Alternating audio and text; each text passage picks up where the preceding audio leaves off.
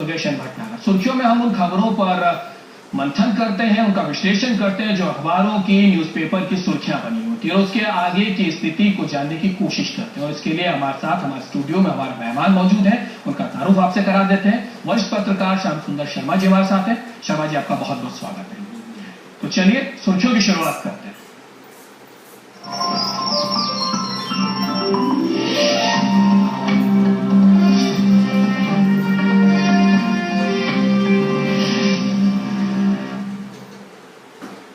जो अखबारों में सुर्खियां बनती हुई नजर आ रही है उसमें महत्वपूर्ण है राजस्थान की विकास परियोजनाओं और में जो भागीदारी और निवेश की जो संभावना है उसके चर्चा के लिए सिंगापुर में बिजनेस मीट का आयोजन किया जाएगा। 3 दिन ये बिजनेस मीट चलेगी और इसके लिए मुख्यमंत्री वसुंधरा राजे की अगुवाई में वरिष्ठ अधिकारियों और उद्यमियों का एक दल सिंगापुर में मौजूद है। बिजनेस मीट में राज्य सिंगापुर सरकार के प्रतिनिधियों, अधिकारियों, विभिन्न निजी कंपनियों के वरिष्ठ प्रबंधकों के साथ जल प्रबंधन, ढांचागत और नगरीय विकास के साथ साथ औद्योगिक विकास, तकनीकी और उसके साथ साथ पर्यटन में भी वो चर्चा करेंगी और परियोजना में भागीदारी और निवेश की संभावनाओं पर भी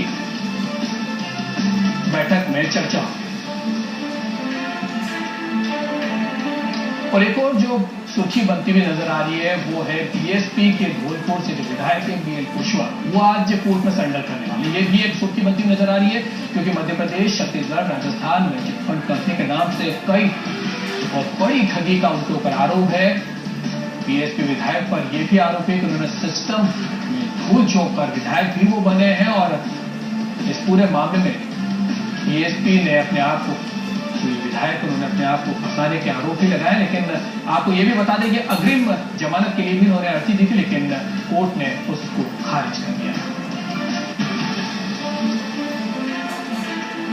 और एक और जो सुर्खी बनती हुई नजर आ रही है और सभी अखबारों ने इसको प्रमुखता दी है वो है राजस्थान के क्रिकेट से जुड़ी हुई, जहां आरसीए के पदाधिकारियों ने बीसीसीआई के पदाधिकारियों से मिलने के लिए आज वो मुंबई जा सकते हैं। ये बात सामने आ रही है। आपको बता दें कि आरसीए अधिकारियों अमित पठान है, उन्होंने कल पदभार ग्रहण कर लिया था। साथ ही नागौर जिला संघ को भी निलंबित कर दिया गया था। पदभार संभालने के बाद आरसीए दफ्तर में अमित पठान और उनके समर्थकों ने जश्न भी मनाया। वहीं ललित मोदी के कानूनी सलाहकार महमूद आबदी ने जयपुर के होटल में अपने गुट के साथ एक बैठक भी की और आगे की रणनीति पर चर्चा भी की है। कुल मिला के क्रिकेट के जो भविष्य उसको लेकर संभावनाएं तलाशी जाए।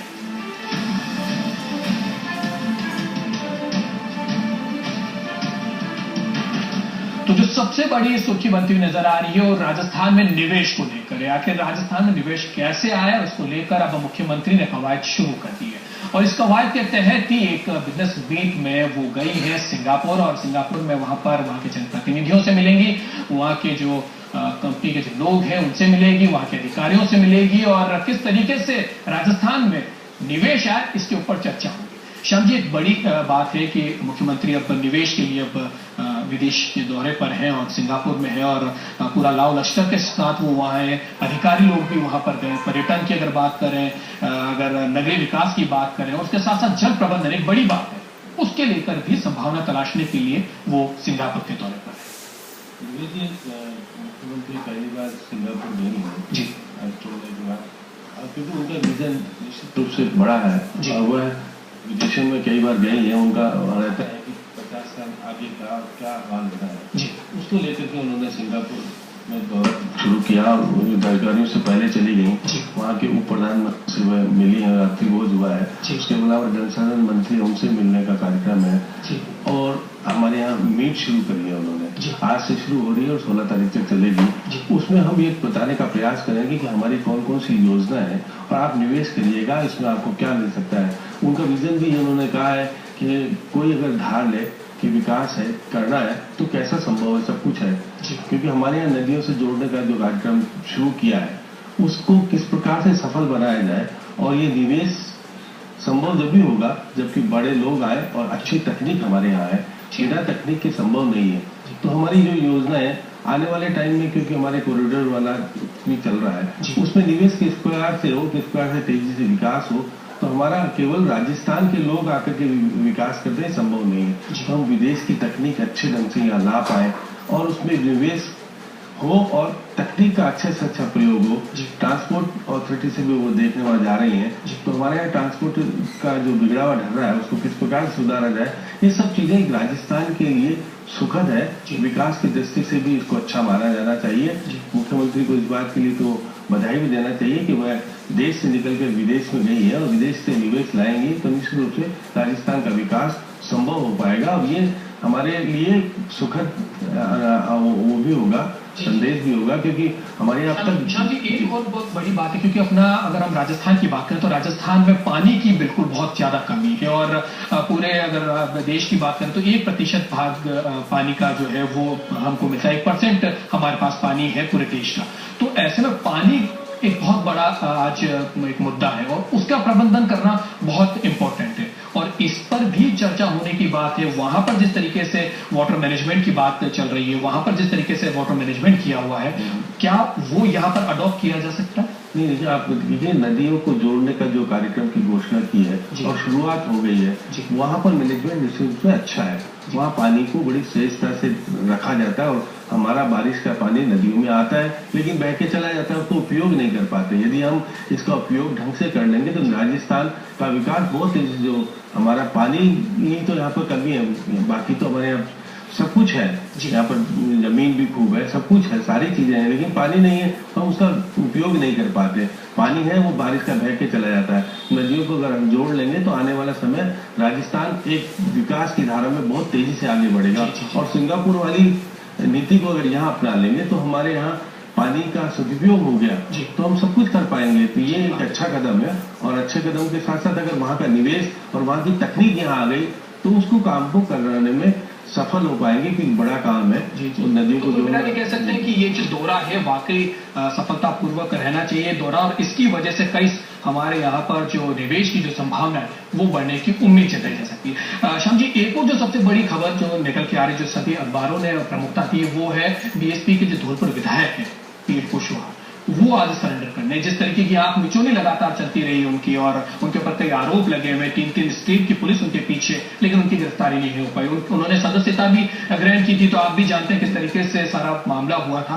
फिलहाल अब कोर्ट में वो सरेंडर करने की बात है, कैसे देखते हैं, क्या वाकई वो सरेंडर करेंगे? क्योंकि अभी अमूमन जिस तरीके की स्थिति उनके साथ बनी हुई देखी गई है तो वो हमेशा बचते रहे पुलिस से, अपने प्रभाव का बहुत बेजा इस्तेमाल करते हुए नजर आए। दुर्गेश जी, क्योंकि अब हाई कोर्ट ने उनकी जब अग्रिम जमानत ही रद्द कर दी तो उनके पास कोई ऑप्शन नहीं है कि वो बचे कैसे। उनको पता है कि आगे कहीं और भी अगर जाते जमानत के लिए तो कोई सहारा मिलेगा नहीं, तो उनको आज सरेंडर करना ही पड़ेगा। उन्होंने उनके सूत्र कह रहे हैं कि भाई सरेंडर होने के अलावा कोई काम नहीं, क्योंकि उनके ऊपर जिस प्रकार से आरोप है, हत्या का आरोप भी है पुराना, चिटफंड के अंदर उन्होंने कितना कुछ किया है वो सब चीजें कोर्ट तय करेगा। क्योंकि खुद के कहने से कह देना कि मैं तो उसमें निर्दोष हूं तो कोई मानेगा नहीं, क्योंकि कोर्ट में केस चल रहा है, कोर्ट निर्धारित करेगा कि कौन निर्दोष है क्या है। आप देखिए विधानसभा में जब शपथ ली थी तो किस प्रकार से उनको आना पड़ा था, क्या हुआ था, उसके बाद विधानसभा में इन्होंने छुट्टी के लिए प्रार्थना पत्र किया तो उसको कैंसिल कर दिया गया।